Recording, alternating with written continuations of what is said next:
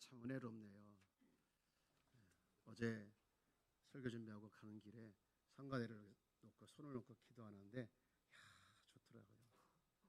느끼지 않았어요? 오늘 성가대 부른 찬양의 가사처럼 우리가 늘 의지하는 예수가 되기를 축복합니다. 여러분 주부에 이따 목장 때 나눌 수 있는 말씀도 있으니까 보시면서 말씀을 드리길 바랍니다. 손주를 둔 할아버지 할머니들은 손주가 건강하게 잘 자라는 것을 기쁨으로 여기죠. 아이가 아프지 않고 잘 자라는 것을 보면 너무 행복하죠. 그 손주들을 보면서 할아버지 할머니들은 이렇게 생각하더라고요. 세상을 다 얻은 것 같은 기쁨. 어제도 어떤 할아버지한테 손주를 안고 왔길래 어떠냐고 물어봤더니 자기 몸이 부서지도록 이쁘대요. 공감합니다. 저도 우리 교회 아이들을 보면, 손주는 없지만 아이들을 보면 무슨 생각이 드냐면요, 머리에서부터 가슴으로 사랑을 넘어서 온몸으로 사랑이 막 가요. 느껴져요. 제가 이 모습을 보고 또 이 생각을 하면서 문득 하나님이 우리를 바라볼 때 그런 사랑의 느낌이 아닐까 생각을 했어요. 우리가 이렇게 영적으로 어린아이에서 청년이 되고 어른으로 이렇게 성장하게 가는 모습을 볼 때 하나님은요, 온몸을 다해서 정말 뼈가 부서지도록 우리에게 사랑이 느껴지고 또 사랑을 하게 되는 줄 믿습니다. 여러분, 영적인 성장은요 언제 이루어지냐면요, 내가 누구인지를 알고 그리고 성령의 인도함을 받으면서 믿음으로 살 때 영적인 성장이 이루어지는 거예요. 그래서 여러분, 내가 누군가요? 내가 누구냐면 나는 하나님의 은혜로 새 생명을 얻은 사람이에요. 새 생명을 얻은 사람. 그리고 내가 진정 예수를 영접할 때 나의 죄를 예수님께서 대신 져 주셔서 사함과 동시에 나를 위해서 죽으신 그 예수님이 나와 연합하셔서, 여러분, 그리고 그때 성령께서 우리 안에 오셔서 우리 안에 내주하게 되는 거죠. 그리고 그 내주하신 성령님이 나를 인도하시는 거예요. 이게 뭐냐? 성령의 인도함을 따라 살아가는 사랑입니다. 여러분, 그런데 이렇게 성령의 인도함을 따라 살아가면서 믿음으로 말씀으로 살아갈 때 성장하는데, 성장하지 못하면 어떡할까요? 성장해야 할 사람이 성장하지 못하면 그것을 보고 있는 하나님의 마음이 굉장히 안타까울 것 같아요. 고린도 교회가 그랬어요. 고린도 교회가 그랬는데 바울이 고린도 교회를 보면서 편지를 쓸 때 그런 내용을 담아서 써요. 고린도전서 3장 1절 2절 한번 같이 읽어볼까요? 시작. 형제들아, 내가 신령한 자들을 대함과 같이 너희에게 말할 수 없어서 육신에 속한 자 곧 그리스도 안에서 누구와 같이 어린아이들을 대함과 같이 하노라. 2절. 내가 너희를 젖으로 먹이고 밥으로 아니하였노니 이는 너희가 감당하지 못하였음이거니와 지금도 못하리라. 여러분, 고린도 교회 입장에서는요, 이 편지 내용이 그렇게 좋지가 않아요.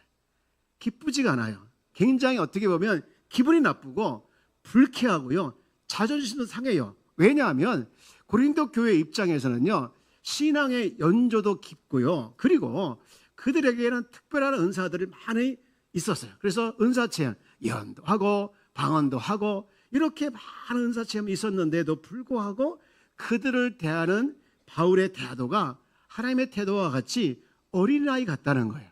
어린아이 같다는 거예요. 다 컸는데, 다 컸다고 생각했는데, 성숙하다고 생각했는데, 여러분 어떨까요? 여러분 입장을 바꾸는 거 생각해 보십시오. 맨날 엄마가 돼서 다 큰 아이한테, 결혼하고 이제 아이도 낳고 있는 자녀한테 맨날 잔소리하면 가끔 그러더라고. 엄마, 나 이제 다 컸어. 이러잖아요. 기분 나빠요. 근데 그 이유를 3절에서 얘기하고 있더라고요. 3절에 이렇게 너희는 다 즐겁게 시작. 너희는 아직도 육신에 속한 자로다. 너희 가운데 시기와 분쟁이 있으니 사람을 따라 행함이 아니려. 무슨 얘기예요? 당연하다는 거예요. 어린아이가 당연하다는 거예요. 그 이유가 뭐냐? 육신에 속하여 있기 때문에. 여기서 육신이라고 하는 것은요, 이 몸을 매개하는 거나 하는 것이 아니라 육신적인 특성, 예를 들면 시기하고 분쟁하는 것, 이런 특성을 가지고 있기 때문에 그렇다는 거예요. 사실은요, 바울이 고린도 교회에게 이런 편지를 쓸 때는요, 그들을 비난하고 또 그들에게 불쾌함을 주고 그들을 정말 비하해서 그렇게 쓴 것이 아니에요. 그들을 너무 사랑하기 때문에 연약해져 있는 어린아이가 돼 있는 그들이 좀 깨우쳐서 성장해 가기를 원하는 마음을 담은 거예요.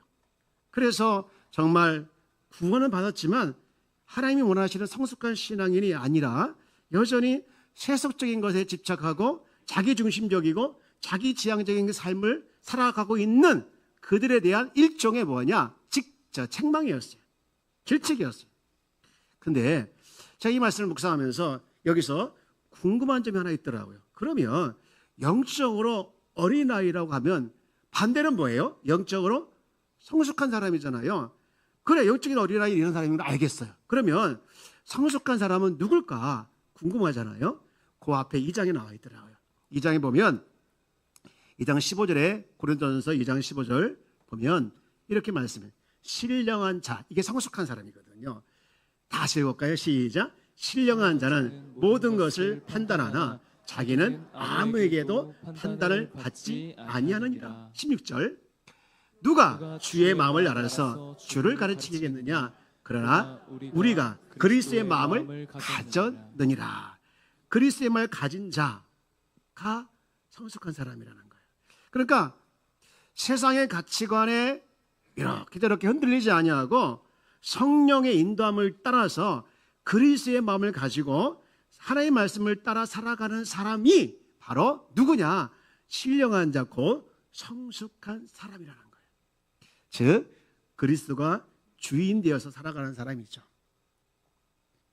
제가요 얼마 전까지 드라마를 좀 봤어요. 미생. 저희가 맨날 기도만 하고 성경만 읽는 사람 아니에요. 가끔씩 영화도 보고요. 가끔씩 드라마도 봐요. 우리 교회 성도 중에 우리는 절대 TV 안 봅니다 가지고 TV 없는 집도 있어요. 그분들한테 미안하지만 제가요 영화를 보고 드라마를 보는 이유는 딱 하나예요. 먼저 아십니까? 설교를 위해서. 네. 믿거나 말거나. 네. 근데 그 드라마를 보면서 제가 느낀 게 있어요. 뭔지 아십니까?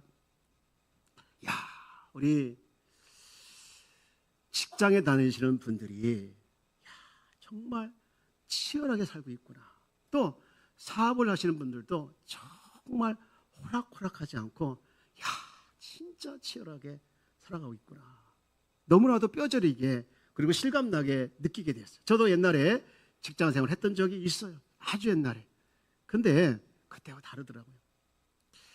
우리 성도들이 이렇게 치열한 경쟁 속에서 또 호락호락한 그 삶의 현장에서 살아오다가 거룩한 주일이 되니까 교회 오는구나. 교회 오는구나. 이분들이 참 위로가 필요하겠구나. 그런 마음이 팍 오는 거예요. 그래서 한 주간 정말 치열하게 살아오신 여러분들을 정말로 주님의 이름으로 위로를 드립니다. 힘내십시오. 이건 진짜 진심이에요. 진짜 진심이에요. 그리고 제가 또 하나 느낀 게 뭐냐? 그렇게 치열한 그런 가운데도 따스함이 있더라고요. 치열하다, 모질다 그런 현장에서 나 혼자가 아닌 우리란 이 팀워크를 통해서 이뤄가는 프로젝트를 이뤄가는 그런 과정 속에서 굉장히 따스함을 제가 느끼게 되었어요.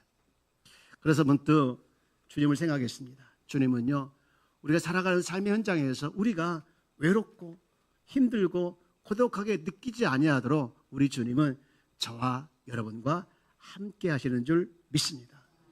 임마누엘 되시는 줄 믿습니다. 여러분, 이 믿음이 있으면요, 우리는 참 따뜻해요. 혼자 있지 않고 따뜻하게 살아갈 수 있게 됩니다. 그리고 교회도 마찬가지입니다. 교회도 그리스도를 머리로 하고 우리는 각각의 지체이잖아요. 각각의 지체가 하나님께서 설계하신 대로 함께 지어져 가는 거예요. 함께 만들어 가는 거예요.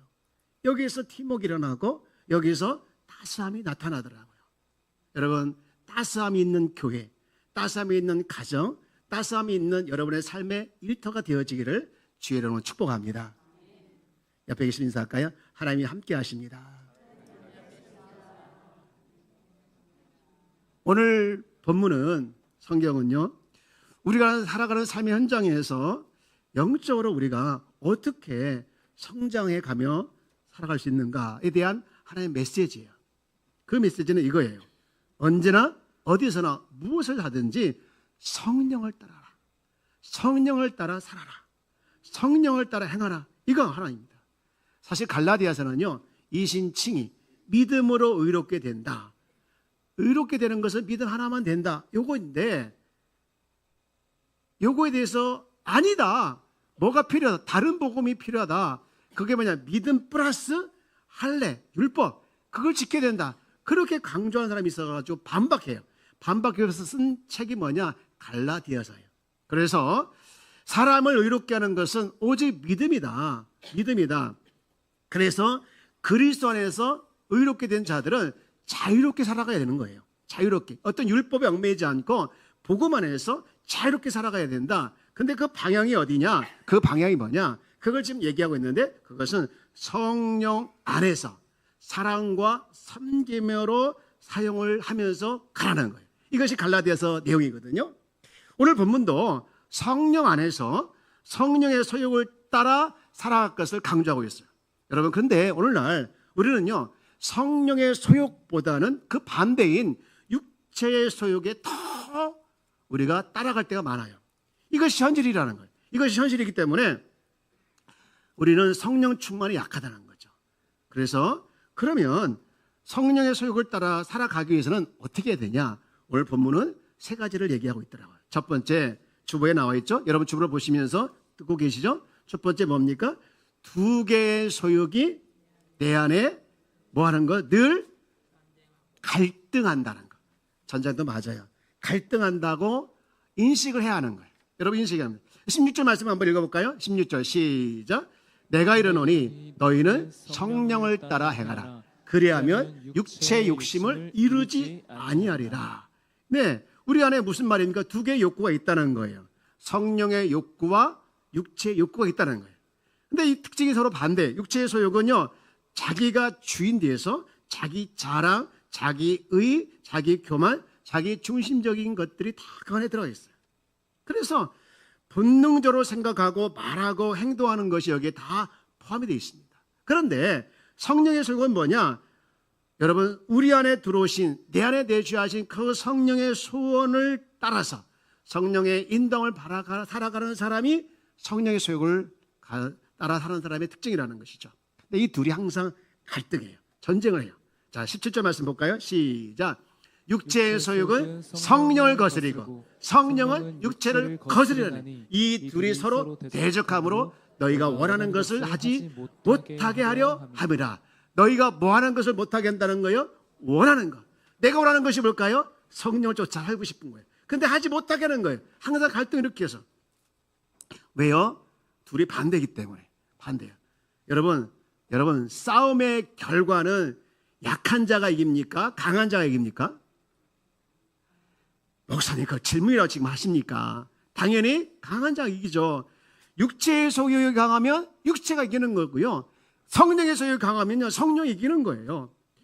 그리고 이 둘의 열매도 달라요.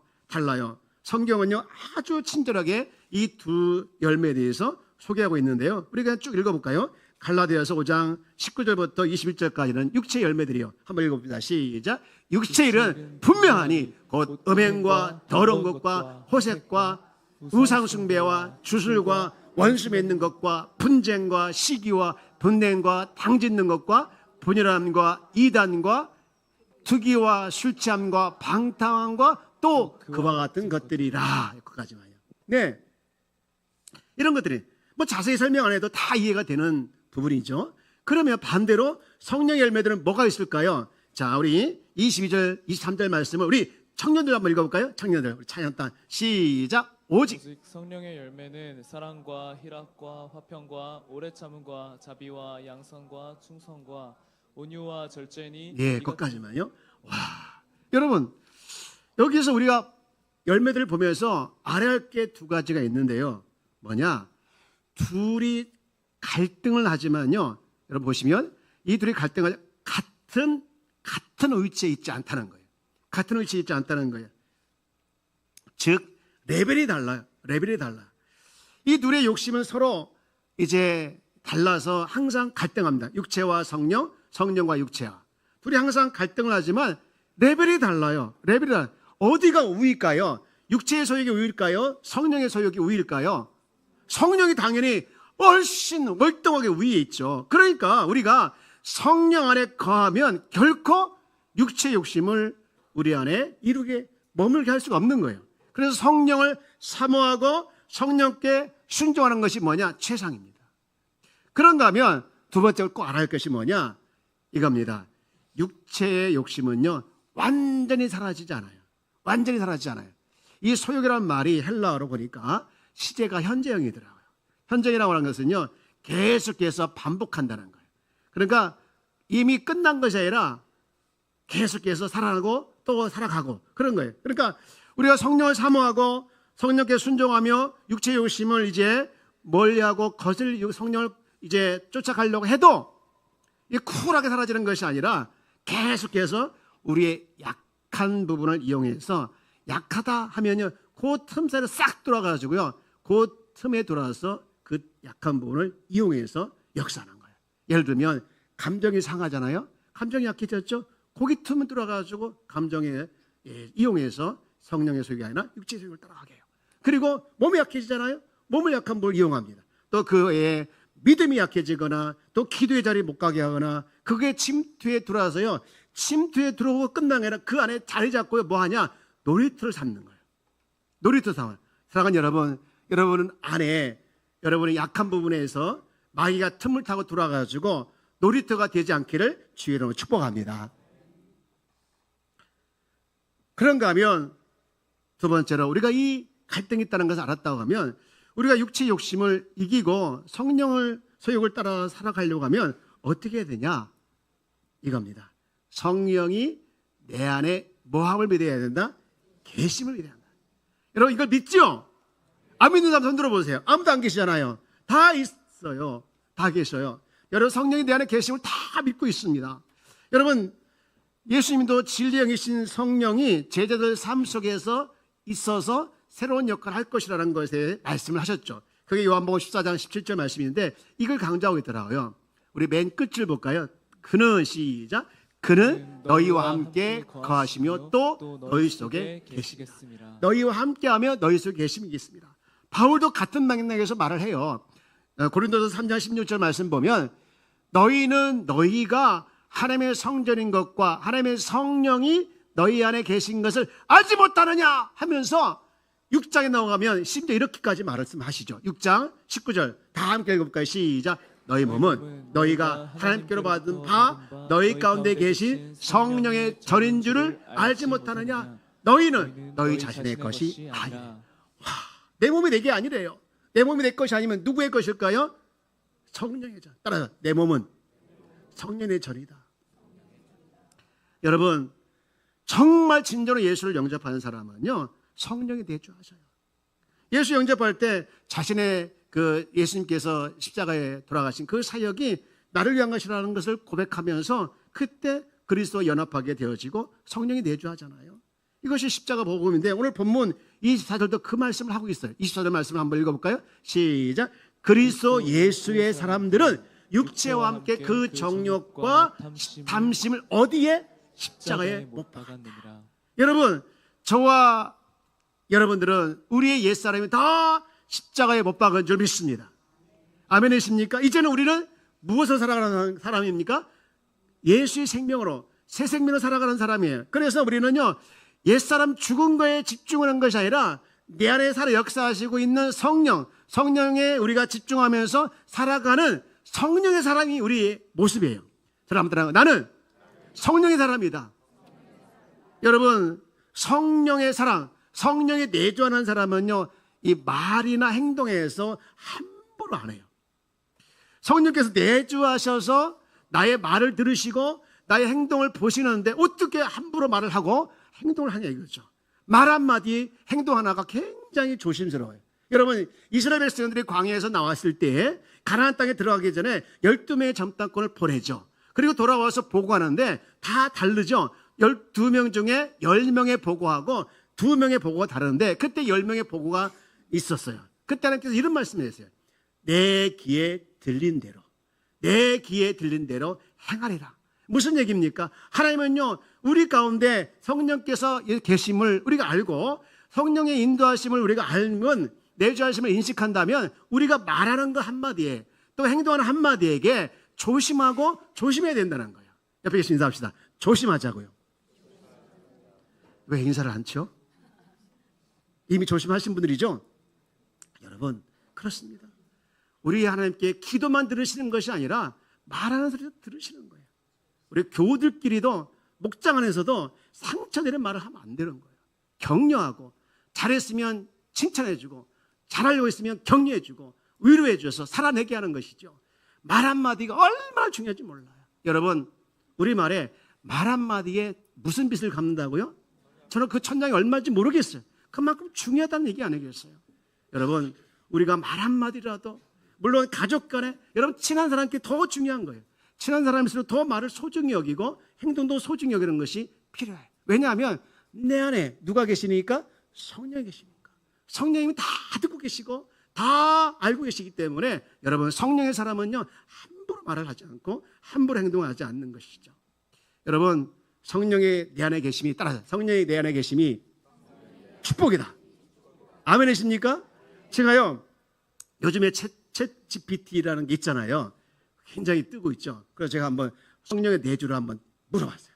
그랬더니 이렇게 말하더라고요. 예수를 믿고 성도가 되면 성령의 내주하시는데 이는 하나님의 최고의 축복이다. 성도들에게 영원히 임하시는 것을 뜻한다. 제가 기절한 줄 알았어요. 너무 딱 맞죠? 안 맞아요? 딱 맞아요. 야, 제가 챗PT를 잘 활용하지 않는데 그날따라 이상 한번 물어봤어요. 그때 그렇더라고요. 여러분, 성령님의 내주하심은요, 하나님께서 주신 우리에게 최고의 축복인 줄 믿습니다. 이것을 항상 잊지 않기를 주여 여러분 축원합니다. 마지막으로 우리의 육체의 욕심을 이기고 성령의 소욕을 따라가려고 하면 어떻게 되냐? 마지막 이거죠. 한번 읽어볼까요? 시작. 성령님께 순종해야 된다. 거기다 쓰시면 되겠죠? 순종해야 된다. 예, 오늘 본문을 보면 유독 강조하는 말씀이 많이 나와요. 16절 보면 내가 이르는 너희는 뭘 따라? 성령을 따라 있고요. 또 18절 보면요, 너희가 만일 뭐에 인도하신 바? 성령이 인도하신 바, 이렇게 돼 있고요. 또 25절 내려가면 이렇게 돼요. 빨간 것이지만 우리가 성령으로 살면 또한 성령을 행할지니 라는 말씀. 여러분, 이 말씀에 다 공통점이 뭡니까? 성령이 주체가 되어서 우리를 끌고 간다는 거예요. 끌고 간다는 거예요. 특히 그 2절 두 번째 보면 성령이 인도하신 바가요, 이 헬라어로 아게스데입니다. 아게스데. 무슨 얘기냐? 인도하다 또는 데려가다. 성령이 우리를 데려가는 거예요. 데려가는. 인도란 말은 그냥 앞에서 끌어준다는 말만 이렇게 일 수 있는데, 데려간다는 것은요, 여러분 우리를 데려가는 거예요. 근데 이 데려갈 때 우리는요, 그 안에 뭐가 포함돼? 자발적인 순종이 포함되어 있어요. 자발적인 순종이 포함되어 있어요. 성령이 데려가시는 대로 순종하는 것이 뭐냐? 육체의 소욕에서 승리하는 비밀이라는 거예요. 제가 지난 금요일에 말씀을 드렸지만 사람들은요, 성령께 순종하는 것을 두려워하더라고요. 그 이유가 뭐냐? 성령께 순종하다 보면 혹시 실패하게 되어지고 혹시 고난에 처하지 않을까에 대한 두려움이. 그래서 성령에 순종하지 못하고 성령 충만도 못해요. 여러분, 사실 하나님께 순종하는 일은요, 내 힘으로 안 될 때가 많아요. 어려울 때만 했어요. 그래서 우리는 하나님의 도움을 구하는 것이죠. 순종하고자 하는 마음과 결단을 가지고 하나님께 힘을 구하는 거예요. 예를 들면 용서가 안 되고 용납이 안 되는 사람이 있어요. 근데 하나님은 자꾸 용서를 해요. 그럼 용납을 하래요. 그러면 어떻게 되냐? 나기 싫은데 성령께서 말씀하시는 거에 대해서 어떻게 합니까? 안 해요. 저 절대 안 해요. 하는 거하고 성령님의 음성을 듣고 제가 순종하고 싶습니다. 그런데 힘들어요. 힘 주시옵소서 하는 거 다르잖아요. 그리고 마찬가지로 어떤 직분을 맡았으면 감당하는 것이 때로는 힘이 붙일 때가 있어요. 그때 우리가 나 힘이 붙여서 못하겠습니다. 내려놓겠습니다 하는 거하고 제가 부족합니다만 성령님 힘 주시고 하나님 힘 주셔서 감당할 수 있도록 하옵소서 라고 하는 건 다른 거예요.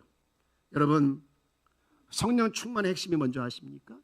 성령 충만의 핵심은요, 다른 게 아니에요. 예수님께서 우리 마음에 오셔서 주인 되어 주시는 것, 이것이 바로 주님 되어 주는 것, 이것이 바로 성령 충만입니다. 한번 7가지 시작. 성령 충만의 핵심은 예수님께서 우리 마음에 오셔서 주님이 된다는 것이다.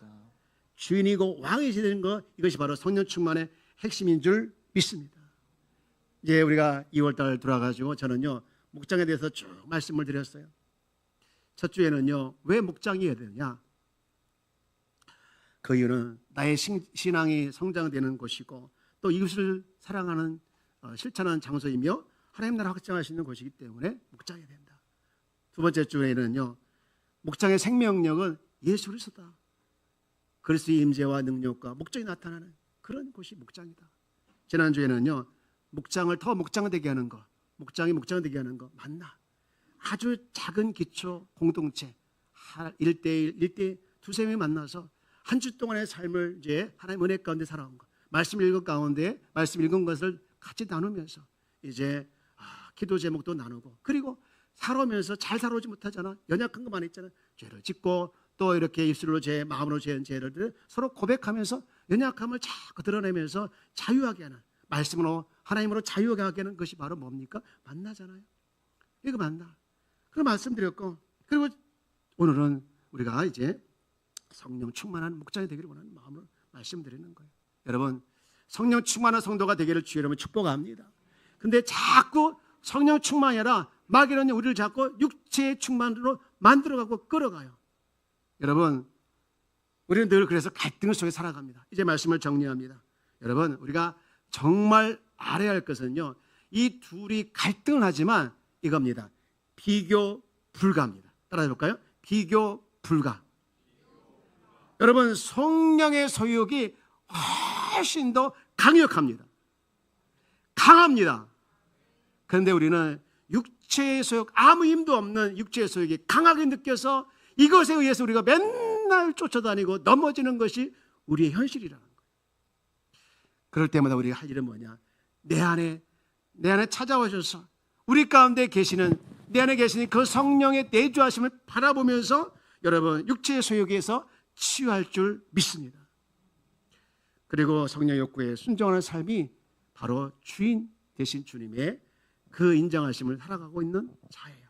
사랑하는 여러분, 우리는요, 목장을 기대하면서 우리 목장이 늘 성령 충만을 위해서 또 성령 충만해지도록 같이 기도해 주기를 주의 이름으로 축복합니다. 우선 나부터 성령 충만해야 되겠죠. 그 영향력을 흘려보내는 거예요.